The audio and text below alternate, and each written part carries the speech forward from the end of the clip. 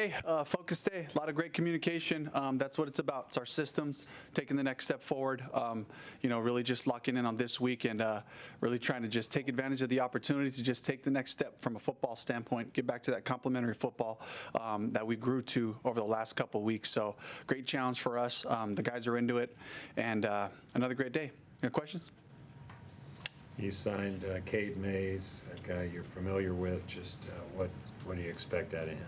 Yeah, Cade gives us flexibility. We had him playing center guard in camp. So, with Corbett being down with the biceps, we felt like bringing Cade back in was a good thing. A guy who's familiar with our place. He's got the attitude, everything that we want. So, really excited to have him back here. You could use as a swing tackle with Yash up and obviously another guy's sideline. We got a couple options. Brandon Walton, who's been on our practice squad, has done a really good job over the last couple of weeks. Someone we're looking at there, really just hoping that he can, fill into that role if need be.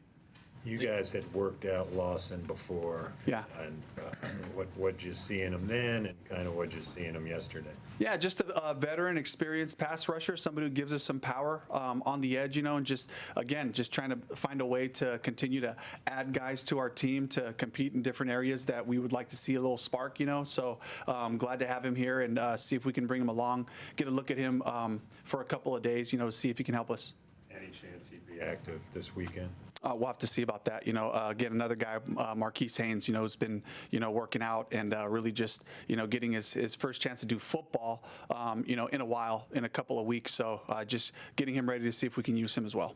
Do you have to do anything different with chipping, whatever, helping out, when you got a different new right tackle in there and new center in there? Do you have to do anything differently on protection-wise? That's kind of something that we've done, even when we had, Taylor and Icky sitting out there. So it's a part of what we do. We'll still mix it in. But, anytime you chip a guy, it helps the protection, but it's one less guy out immediately in a concept. So you have to balance it out, but something we've been certainly thinking about. They went to one last year going through that streak at Tampa Bay. Yeah. This is helping you with what you're going through right now. That's a great question.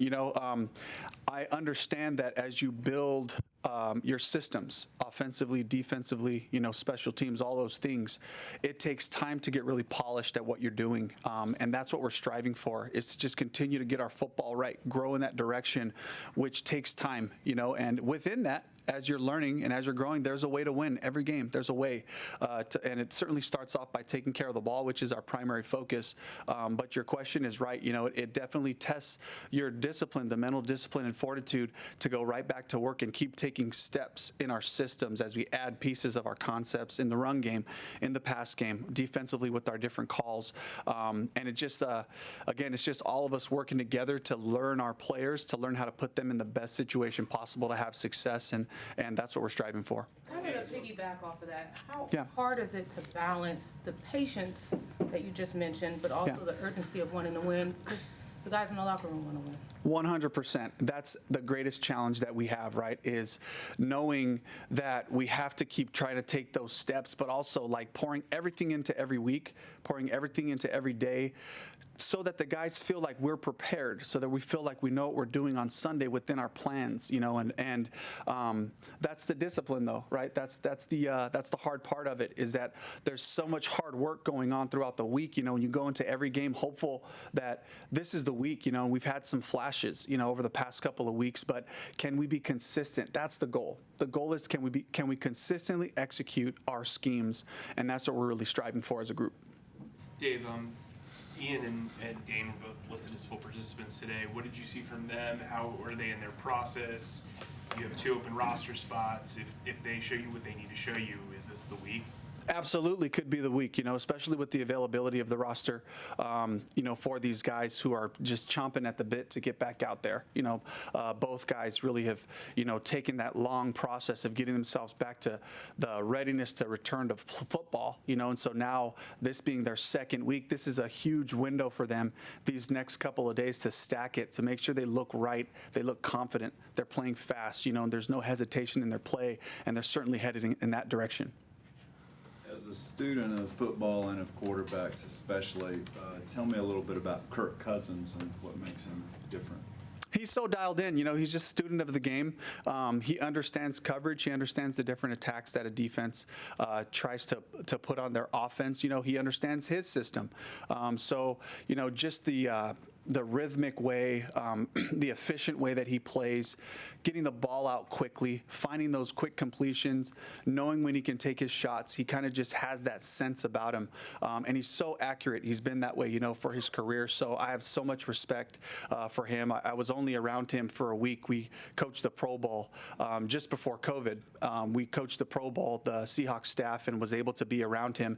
And you just see the way that he was so conscientious about everything and just the relational way he went about it. He connects with people. I remember a bus ride. We're going to one of the practices, and they allowed us to have our kids on the bus, and he sat there with my daughter Ashby, who was probably 11 years old at the time, and sat there and had a great conversation. So just a great human too. So can't say enough good things about him. You are close with Robert Saleh. What was Yeah. your reaction to seeing what happened with him at the Jets? I just sent him a text, just sent him some love. We haven't had a chance to really talk about it much, but my heart definitely goes out for Robert and a bunch of the guys on the staff that I know there. Dave, as someone who played small college football, do you have an appreciation for a guy like Jalen and, coming from Holy Cross and what he's done, albeit a short sample size? Yeah, I think the cool part is anymore, nothing's hidden. It's all out there. All the film on all these schools, it's available to pro teams, and so I think that's why you're seeing more and more guys, make an impact or make practice squads or end up in camps, different places, because if you have talent, especially if you're big and you have the ability to get open, which he showed in his film, it's not hidden from us, and our scouts do a great job of finding all that talent, but definitely take a lot of pride in a small college guy, being able to show up and show us what he can do. You pointed to Chuba Hubbard on several occasions as one of the focal points of this offense. What do you make of the strides he's taken, specifically in the last few weeks? It just goes back to his work ethic. It goes back to the way that he values this opportunity. And he doesn't take it for granted. And, I've had a chance to just have some one-on-one conversations with him about his mentality, like what makes you tick, and it just goes back to gratitude, where he's come from, and how hard he's had to work to get into American football here, and really just take strides throughout his career while he's been with the Panthers, and then so we come into this system and it just fits him. It's the style and the attitude that we're looking for and the discipline. I think the one thing I could say about Chuba, it's also just running the run the way it's supposed to be ran, and pressing the feet of the lineman, that patience to do it right, and then let the big runs come to you, and being able to have that ability to take it the distance when he gets those chances, but not always chasing them. He's not afraid of the dirty 2 and 3 yard run, where you just kind of have to cram it up in there, and then later on in the game, they start popping into 8s and 12s, and here comes a 25. And certainly, early in the game, he had that long run, but just the discipline and his willingness to really commit to the system. You mentioned that discipline. Does it take time to learn to kind of wait for the hole and go where it's supposed to go rather than just kind of automatically bounce? Some guys are naturally that way. Some guys naturally are looking for the home run. And based on their lifetime experience, a lot of these guys, we're talking about thousands of carries dating back to when they were 10 years old, some of them even younger. And so they've found ways to find success, to find holes in the defense, and sometimes it was cutting way back against the grain, and unfortunately in this league, that doesn't work a lot because everybody's fast and everybody's big. And so while you become a professional running back, you learn the value of just that patience of knowing where to hit it, what's the front, how are the linebackers playing it? Where's my leverage at? And then making sure that you can set runs up as the game goes on. And that certainly is a skill that's developed over time. And that's something that Chuba has shown a knack for. Dave, you've talked about Austin and Shaq being veterans on your system and who are vocal and getting other guys involved. Chuba doesn't seem like the most vocal guy, but he's very an action-forward leader. When you have that type of mix, especially in the young guy who is still on his rookie contract, is facing a contract year, all this stuff, might not be here very long depending on how his contract goes. What does that say about the buy-in from him and the way he operates? It speaks to his character, and that's the way he is. I would rather have guys that lead by example. I'd rather have guys that go out there and earn respect by the way that they prepare, the way that they work every day, the way they find themselves on the practice field. Regardless of the things that they have going on, they just kind of represent us so well that way, and are a great example for the younger guys or the guys that haven't been here, that come in to kind of see like, all right, here's the guys they're counting on, and this is how they work. And it means so much to me that as I'm up there kind of setting the foundation for what we want to be, it becomes it's where the rubber meets the road is when the players take it and own it, because then that's where that locker room comes together with this is how we practice and this is how we play. So can't say enough about that part of him. Dave, when you're 1-4 and the injuries are stacking up like they are. Yeah. And you're a positive guy. What Yeah. do you say to these guys just to kind of keep things from kind of spiraling really out of control? Yeah, it's just gratitude. It's for me as the head coach to know that a group is playing with everything they have. They're giving the effort that you want. If you put the film on, we play hard. Are we playing right all the time? No, that's where we're headed. We're trying to figure out that part of it. But all I can ask for is that they're giving everything they got.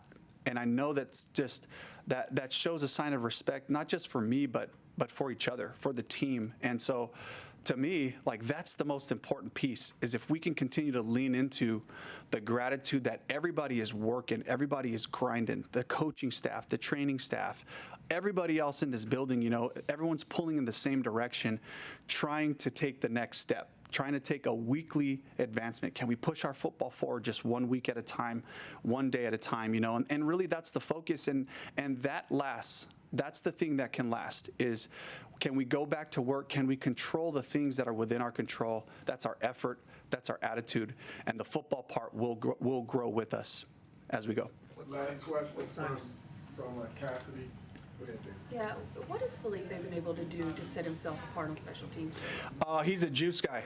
He's 100%, 100 miles an hour, physical play, using his hands, lots of energy. When he makes plays, he pops up. Guys everyone's energy goes up when Felipe makes a play, and it's that kind of attitude, and even just the dependability of him through camp, as we had some injuries with Tommy and Ian throughout camp. Felipe is a guy who stepped in there and took a ton of reps for us too. So he's continuing to grow as a tight end, and then found a role for himself on special teams because of his effort, attitude, and the way that he really poured into our schemes.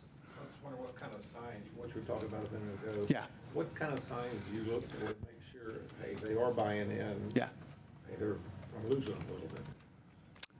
It's on the field. How are they playing? They're playing hard. And as long as we have that mentality and that attitude, I know that we're together on this thing, and it's challenging. It's hard on all of us, and I have to be sensitive to that part of it because they want to win. We all want to win right now, but if we can start it off with attitude, we can start it off with effort, the things that we can control, then we can continue to grow our football. But that's the most important piece that I have to just continue to stay connected to is, are we playing hard? And the answer to that is absolutely yes, we are. Is that what you saw last year?